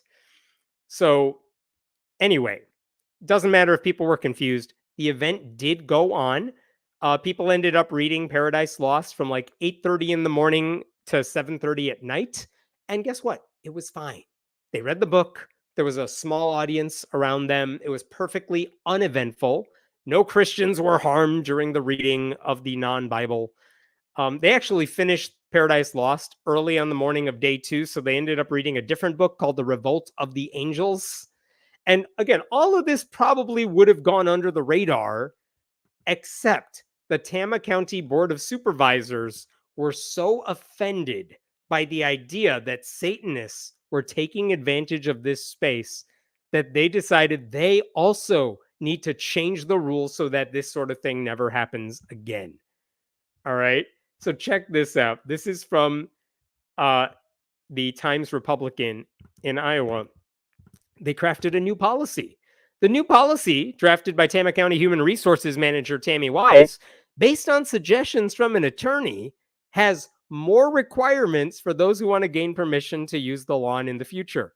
Insurance will have to be proven, and a $100 deposit will have to be submitted, which is fine, I guess. Like, I don't know if they think that's going to stop the Satanists, because it won't. You're just putting, like, I know they think they're putting some hurdles in the way so Satanists never ask for permission again, but they're extremely tiny hurdles. You think the Satanists don't have $100? They don't want to pay for insurance for what, by the way? It's a book reading, but whatever. So they created these new rules specifically in response to the Satanists taking advantage of the space. And if you think I'm exaggerating, because whatever, they made these rules, but they weren't saying it was against Satanists, you know who disagrees with that? The people who approved it, who said they're doing it to stop the Satanists. Check this out. This is from one of the supervisors. His name is Kurt Hilmer. We've gotten calls. We've got emails. We're worried you approved it. We didn't approve it, the Satanists. None of us. We're all God-fearing people. Nobody knew what was going on. But unfortunately, the First Amendment dictates what we can do and can't do, Board of Supervisors Chairman Kurt Hilmer said. Are they going to recruit anybody from Tama County? God, I hope not. They're just here to get attention. I hope there's no newspapers. I hope there's no TV cameras. I hope there's nothing.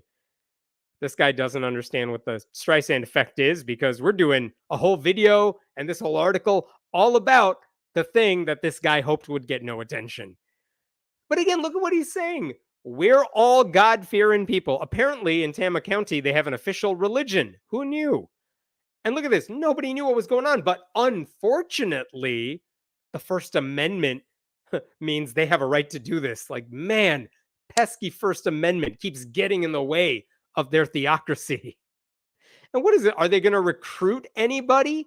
You think the Bible people weren't worried about, like Like, of course, the Bible people wanted to recruit people. And even if the Satanists, who were not trying to recruit anybody, what would happen if they recruited people?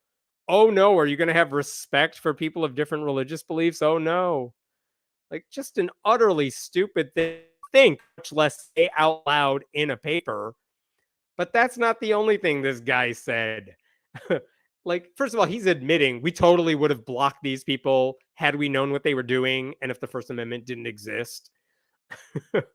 I asked the Satanic Temple guy who was doing the reading, what did he make of these comments? And he said they were truly bizarre. This is also interesting from the same article. The same Hilmer guy, the supervisor, he said, if it keeps happening, the Satanists using the courthouse lawn, I would probably vote for not letting anything happen over there. It's sad because it affects the good people. Like, oh my God. He would vote for shutting down the ability for anyone to like borrow that public space. He would say no one's allowed to use it, all to shut out the Satanists. Why? And he's like, oh, that would be sad if I had to do that because it affects the good people. The good people being what? Not Jews, not Muslims.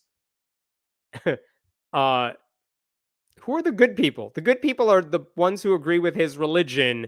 Everyone else is apparently bad and evil.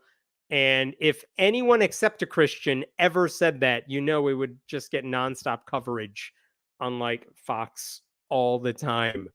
Like, this guy's willing to ban everyone from the public space to stop one group he doesn't like.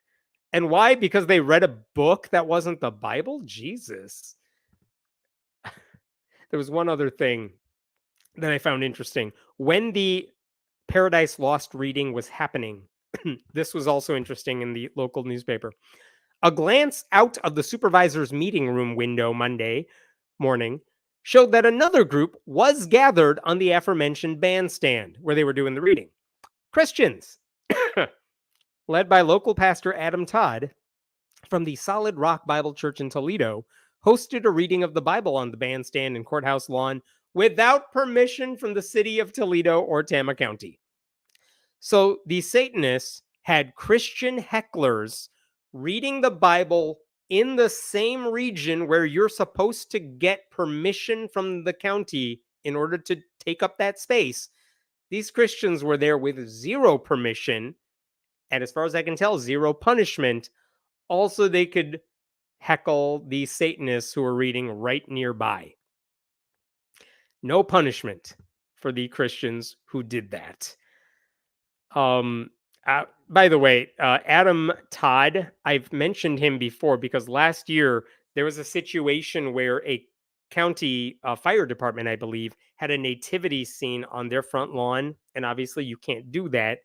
And at the very least, if you want to have a nativity scene on your front lawn outside a city-owned service, you can't just have a nativity scene. You got to have displays from, you know, secular displays or other religious displays.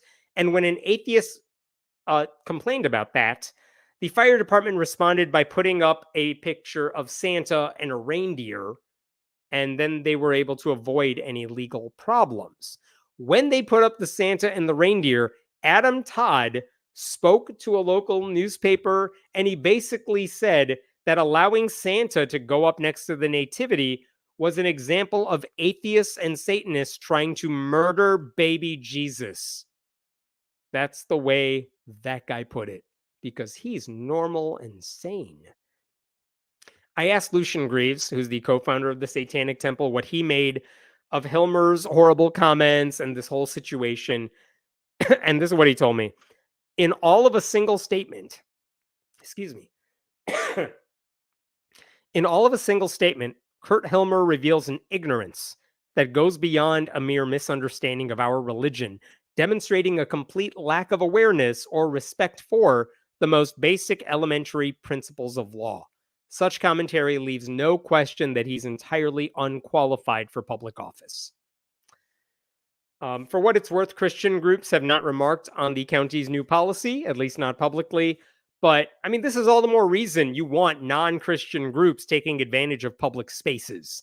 because by using them the same way that Christian groups are, they're exposing the fact that many elected leaders cannot handle religious freedom when it involves religions they don't personally agree with. I asked Justin Scott, an Iowa atheist who's fought many church state battles there, what he thought about all this. He applauded the Satanic Temple, and he said to me, Christian nationalists need to realize that atheists, Satanists, and other non-Christians will no longer be silenced or intimidated. We will continue to assert our religious freedom loudly and proudly in the public square. I'm going to pause there before I move on. What other questions we got here? And then I have one more story after that. Oh, thanks for that donation, Gerardo. Great topics tonight. You keep doing a great job exposing fraudsters. Oh, I appreciate that. Thank you. I try. Did you ever watch Overly Sarcastic Productions yet? You mentioned that, and I believe I did, but I cannot remember what I was supposed to watch in there. I'm pretty sure if you made the recommendation and you emailed me about it, and the email's in the description below, I usually check out every link people send me when it comes to this kind of stuff. So if you ever want me to check out anything, or you think there's a local news story that I need to check out, email it to me. The email's down below. All that contact information is there. How dare these non-believers who pay taxes use the space the same way that religious groups do? I know, it's horrible. How dare they want equal treatment? And this is the thing, like I say this over and over, but for some of these conservative Christian groups, equal treatment, neutrality, is treated as persecution. They cannot handle being treated on the same level as everybody else or seeing other people get the same rights and resources and privileges that they do. And they flip out anytime other people play by the same rules. They always want special treatment. I mean, isn't that the theme of like every story we're saying today? They always want to get away with special rules for them only. Has he talked about Dead Domain's interviews with the children of Steven Anderson? Thanks for asking that. So if you haven't seen this yet, this is a separate story. Steven Anderson is a new independent fundamentalist Baptist preacher. He's a hate preacher. I've spent years sharing some of the horrible things he said online. And a couple of his many kids, a couple of them have now spoken. If you go to the YouTube channel for Dead Domain, a couple of those kids have now spoken out and said, I grew up in a very abusive home. Steven Anderson and his wife, they were abusive to me physically, emotionally, verbally. And their interviews are really compelling. I think there was one son whose views are still reprehensible, but he was opening up about this stuff. There was another son who's closer to my end of the political spectrum who also spoke out against this. Those videos are fascinating. I don't have that much to add about it because I'm happy that they're speaking out and getting their story out. Other than that, it's not like I can verify some of the stuff that they're saying. It's not like Steven Anderson's answering my phone calls. But I do find those interviews to be really interesting. And I did watch the one Dead Domain did with both of those kids. And I think there may have been a couple more interviews that they've done. But fascinating, sad, very interesting, though. Here's our Catholic nativity scene, and here's our Protestant nativity scene, and here's our Orthodox nativity scene. See, not endorsing one viewpoint. That's like the Ryan Walters argument, too. What? It's the Bible. It's for all Christians and people, and everyone loves the Bible. Like they just assume their version of it is universal because all these people live in a bubble where everyone always shares their views. So yeah, I get that thinking. Please subscribe if you haven't already. I got one last story for you, and then we will call it a night here. And it's a sad kind of update to a story that I've written about before and talked about before, but I can't remember if I did it up on this live stream. So give me 1 second to pull this up. Okay. We're going to talk about this guy named John Raymond because it's a sad story and a scary story. And it's taken a couple years, but there's finally a resolution to this guy's story. Okay. Back in 2022, This guy named John Raymond, who lives in Louisiana, he was the head of a place called Lakeside Christian School. And he was arrested in 2022 because he allegedly brought 3 kids into his office, because he's like the head of this school, and they were talking in class. So these 3 kids were sent to the principal's office. And then he proceeded to literally tape their mouths shut after wrapping the tape around their heads. And the students stayed in that condition for 45 minutes, according to the police, until other administrators, who felt very awkward about all this, cut the tape off. And this is a headline from when this happened. Slidell school leader admits to taping students' mouths, but said they were not harmed. Like, oh my God, you admit it. What are you doing? Not only that, look at this. Police in the same article here, Slidell police said that interviews of students as well as parents and faculty at the school led them to conclude that Raymond became angry and at some point used packing tape to tape the students' mouths shut by wrapping it around their heads. I mentioned that middle part. Police said the students complained that they had trouble breathing while their mouths were taped and that having the tape removed was painful. And this guy was booked into jail for 3 counts of cruelty to juveniles. So that is horrible, obviously horrible. Later on, John Raymond defended what he did. He defended it in a public statement by saying, number one, he gave the students the option of using transparent Scotch tape instead, but they said no. He also offered to call their parents and just suspend the kids, but the kids didn't want him to do that. And then number 3, he asked the kids if they were in pain and if they could breathe. And they were like, we're fine, apparently. And he could not believe that people were treating him like the bad guy. This is an actual statement he made. These students were given a choice between suspension and temporary tape. They were never in any physical pain. Their breathing was never impaired. The tape was never wrapped around their heads, and it was often under 10 minutes. No student was ever treated with cruelty or harmed in any way. And by the way, the police record, having spoken to the kids and the other administrators, is very different from what this guy just said. So you get the idea here. This guy was not good. He's not a good dude. And not only that, and I take personal interest in this because you all probably know I'm a huge fan of Survivor. And it turns out this guy was on Survivor. There's our friend John Raymond. He was on season, I think that's 5, Survivor Thailand. And he was so bad. By the way, Survivor Thailand, they're on season 47 right now. Survivor Thailand is arguably the worst season that has ever aired for many reasons. And this guy was so unlikable on the worst season of Survivor that he was the first dude voted off like 20 years ago because he was on the island and everyone's like, we need to get rid of this horrible guy. And then they got rid of him. And it turns out like all the other people were also horrible for many other reasons. Like, but my point is, you would think a guy who appeared on Survivor for 4 minutes would have a little more self-awareness about how badly he comes across in social situations. But no, this guy learned nothing from his experience on that show. In fact, in 2018 and 2019, he ran for a seat in Louisiana State House on a campaign of loving Donald Trump and hating gay people because he's Republican. And the Republicans in the primary still rejected this guy twice. So very self-unaware. And it didn't stop there because guess what? Just a couple of months after he taped those kids' mouths shut, this guy got arrested again. What did he do this time? He was arrested on another charge of child cruelty. And let me share with you what he did this time because it's even more disturbing. Slidell police said the new allegation include Raymond holding a 4-year-old boy upside down by his ankles and whipping his buttocks, and in a separate incident covering the same child's mouth and nose with his hand to stop a tantrum.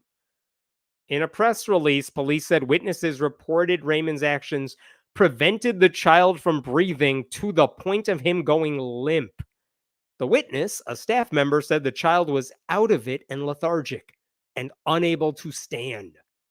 Like, oh my God. First of all, how is he still working at this school at this point? But Jesus, this guy has no ability to deal with kids who, by the way, by definition, are going to act out. Just awful stuff. So at that point, after arrest, like for the fourth charge, he took a voluntary leave of absence from the school, but also denied doing anything wrong. And then, like, he gave a speech that same month to the St. Tammany Republican Parish Executive Committee, like the local Republican Party, because he served as an elected GOP official with them. And he said the allegations were false. And look at what he said to them that same month. In fact, to acquiesce to the pressure of those who are not interested in the truth and serve myself up to this cancel culture on a platter of capitulation would only serve to weaken this Republican Parish Executive Committee and the Republican Party rather than strengthen it. He is like, they're trying to cancel me for beating up a kid and not letting him breathe. And if we allow them to punish me, it would hurt the Republicans. Like, maybe there's something wrong with your party at that point. Guess what? He was never asked to resign from his position there. The thought of doing so never crossed his mind. The Louisiana Republican Party State Central Committee, on which he also served, did not punish him either. Because why would they? Cruelty is their whole brand. So, in November of 2022, this guy, John Raymond, he's the pastor of New Horizon Church. He's the owner of a Christian radio station called The Bridge at this point. And at that point, he is formally charged with all these, alleged crimes. And he pleaded not guilty. By the way, separately from all of that, 4 parents also sued him over alleged abuse. And their lawsuit mentioned a totally different incident from like 2017 in which he allegedly assaulted another child and caused serious bodily injury or neurological impairment. And that's not even a part of this story right now. I don't know what's going on with that lawsuit. So, with all of that controversy, and now this guy is formally charged with hurting kids, he finally decides to step down from his professional positions and just, spend more time with his family. And I am just kidding. He did none of those things because, of course, he didn't. Instead, in May of last year, 2023, still dealing with these charges, he announces he's going to run again for the Louisiana State House. He was running for office last year. This is what he said at the time. I feel it's important to people who believe in conservative Christian principles hold positions to create laws to direct our state properly. I've spent 23 years serving St. Tammany Parish in promoting Christian conservative values, and I feel compelled to run to bring those values into law. Like, that right there is the epitome of the Republican Party. A guy who faces 4 counts of child cruelty is like, I'm the best option you have to write laws to protect kids from child cruelty. Actually, you know what he argued? His campaign promises included reject the woke trans agenda. Who do you think is a bigger danger to kids? Liberals who want schools to teach about slavery, drag queens, trans people, or the guy who's like putting tape around kids' heads because he doesn't know how to discipline anybody? Anyway, so if he won the seat, this guy would have been a Christian nationalist in office. Not only that, there was even more to it than that. Where did this? Here we go. In the article about what this guy stands for, this is interesting. He is a familiar figure in the Capitol who testified in multiple hearings last spring supporting bills like requiring schools to post "In God We Trust" in classrooms, officially allowing historical Bible courses to be taught in public schools, and in favor of LGBTQ restrictions. So that's what he was running for. He wanted to be the guy that was going to make all that stuff happen. And it was a reliably red district. So really, you just got to get past the Republican primary. The funniest thing about that whole campaign is that there was another Republican in the race that people could have gone for.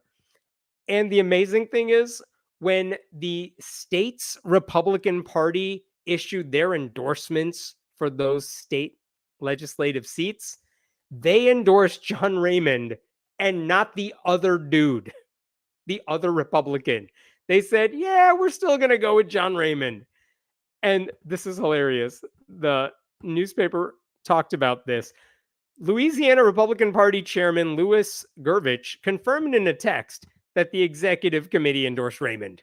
Raymond's opponent in the race for the House District 104 seat, fellow Republican Jay Gaillet, of Mandeville, said he was shocked by the endorsement. As a lifelong Republican, it's an embarrassment, while he acknowledged Raymond's right to the presumption of innocence. The party puts itself out there as a protector of children, said this guy, a former Marine and businessman who now manages his family's real estate portfolio. I can't express how disappointed I am that the Louisiana Republican Party has chosen to endorse a candidate with not one, not two, not three, but 4 criminal charges of cruelty to children. First of all, my dude, do you know who the Republican Party at the national level nominated to be president? Like, this is not a local problem, my guy. This is a your party is broken problem. But anyway, fair point. Why are you endorsing the cruelty to children guy when I'm right here? He's saying. Hilarious, because he totally deserves it, because whatever, if you're running for a Republican, you deserve to have horrible things happen in your election campaign, right? Anyway, so those two guys ran. John Raymond had the endorsement of the GOP.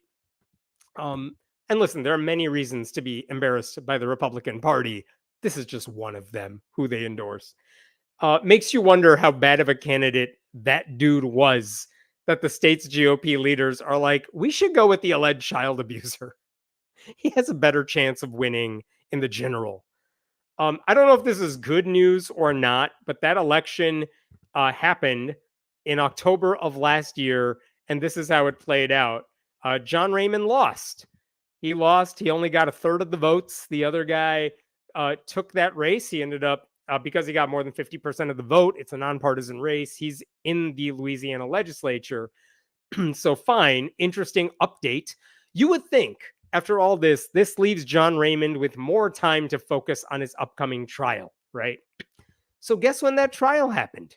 It actually took place just this past week, maybe the week before, but like it just took place middle of this month. And it really became apparent that there was no strategy his legal team had in mind. No good one anyway. His lawyers were still going with the, why are you persecuting our friend here? He's done nothing wrong. That was their defense. Check this out. As the cruelty to juveniles trial of Slidell pastor and former Survivor contestant John Raymond began Tuesday morning, his defense made clear what it believes the case is about. The left against the right. The conservatives against the woke. Attorney Joseph Long argued in his opening statement. He used the word woke in a courtroom. Like anyone else outside his bubble takes this seriously. Like this is not a debate or an argument between like everyone's coming after conservatives. No, they're coming after the guy who hurt children. And if your argument is this is a culture war battle, you're probably not going to do well. And then the lawyer kept talking because, of course, he did. Make no mistake, folks. This country is in the middle of a culture war, Long told the jury. In Europe, parents can't even physically discipline their children anymore. It's coming. This is government overreach, which is a weird argument to make. Like in Europe, they don't even let parents beat up their kids anymore. How, we don't want that. We live in America, damn it, and we should be able to hit and beat our kids all we want. That's what we're here fighting for. I don't know that argument is very compelling for a jury, but that's what John Raymond's lawyer was going with. And here's the good news from all of this. The jury listened to this insane lawyer, and they heard the case against John Raymond. And guess what? He was found guilty of cruelty to kids this week. His sentencing, as you could see, takes place October 23rd. So, yay, he was found guilty. There's actually some sort of consequence for this. I had to look this up in Louisiana law. If you are convicted of cruelty to juveniles, and 3 counts he had of cruelty to kids, look at the punishment here. Whoever commits the crime of cruelty to juveniles shall be fined not more than $1,000 or imprisoned with or without hard labor for not more than 10 years or both. So basically, for each of those 3 charges, he might have to pay some money, but he could go to jail for 10 years each. 30 years in jail for those 3 counts. Will he get 30 years in jail? Absolutely not. But it might be higher than 0, which might be nice. There was also, he was found guilty of that 4th charge of second-degree cruelty to juveniles. And guess what the penalty for that one is? They shall be imprisoned at hard labor for not more than 40 years. So in theory, this guy faces up to, what is that? 10 years, 10 years, 10 years, 40 years. He faces up to 70 years in jail. He's not going to get that, but that is what he is facing. I mean, I don't think he's going to spend the rest of his life in prison, but I have to think some jail time is in order. And all of that means there will finally be some measure of justice against this conservative Christian pastor with unearned confidence who felt he was on a moral crusade. Like, this guy has spent his life thinking he is God's gift to his community, no matter how much harm he leaves in his wake, no matter how much the people on the island do not like him. He dismissed every allegation against him as a hoax. He will inevitably say the jury was anti-Christian, his critics are anti-Christian, and all of that's going to be red meat for white evangelicals who ignore the facts of the case and focus on the verdict. But whatever, he's wrong and he deserves to be punished. One thing I found really shocking, his campaign website from last year's election is still up and running, and there is a thing on there where he talks about the positions he stands for and when he's testified in front of the legislature. And look at this line right here. Our children are our greatest treasure. As a state representative, John Raymond will always seek ways to protect the innocence of our children in schools and public libraries. And apparently he will beat the crap out of them until they cannot breathe. That's who Republicans apparently want to endorse for their races. Wild. Like, the kids will be safer with a guy like this behind bars. And we'll find out in a month if he'll actually face any substantial jail time. All right. I'm going to stop there. Let's take any other questions. Otherwise, I think I'm done for the night. What else we got? Yes, I agree with the 3rd and 5th sad faces. Very sad stuff. Angry stuff. Your live streams just fly by. Not according to my voice, apparently, but I appreciate the donation. Thank you so much, Sean. I would like to denounce all association with this Lakeside school. I don't know this guy. Thank you, Lakeside Flower. Yes, you are the good Lakeside. Does he have to be added to some registry? Ooh, that's a good question. Like, he's not a sexual abuser. He's just an abuser. I don't know if he's in registry, but like, if he goes to jail, I would imagine he would be searchable on some sort of Louisiana database. I don't know. That's what I was going to ask. At this point, the school administrator should be liable for malicious or negligent employment. This dude is a menace. Fire him already. That's a fair point. I don't know what the rules are. I don't know if it's any different because it was a private Christian school. As far as I could tell from all the articles, the administrators were on the side of the kids. They also had to defer to the principal, but it sounds like they cooperated with law enforcement when it came to speaking out, laying the case against John Raymond. And it's possible that that's the reason none of them are being punished here, because they cooperated with the police to make sure the bad guy actually got caught. But you're right. If you're like, there's no innocent bystanders in this one. Why didn't the adults stop this stuff as it was happening? I don't know what was going through their heads. Well, I follow a Louisiana parole hearing YouTube channel. Really? Wow. And let me tell you, they really like to grant early release on child offense cases. Yikes. Well, that's scary and sad. I just want this guy to have some jail time. Let him actually be punished for the harm he caused. Because the second he's free again, he's going to think of himself as immune, invincible. He's probably going to run for office again, running off of his notoriety or something. So, I mean, that's troubling. I don't want to get ahead of myself. Let's wait and see what the judge punishes him with. He needs to go pray about it and everything will be fine, right? I'm sure the kids prayed long and hard and it didn't help them. But I'm sure this guy prayed and he's like, "Yep, God wants me to put tape around these kids' heads." All right. Thank you for watching, everybody. Next Friday night should be a normal one, and I will see you then. Thank you so much to Den for helping out with everything. Everyone thank Den in the comments right now, and I'll see you next week. Have a good one.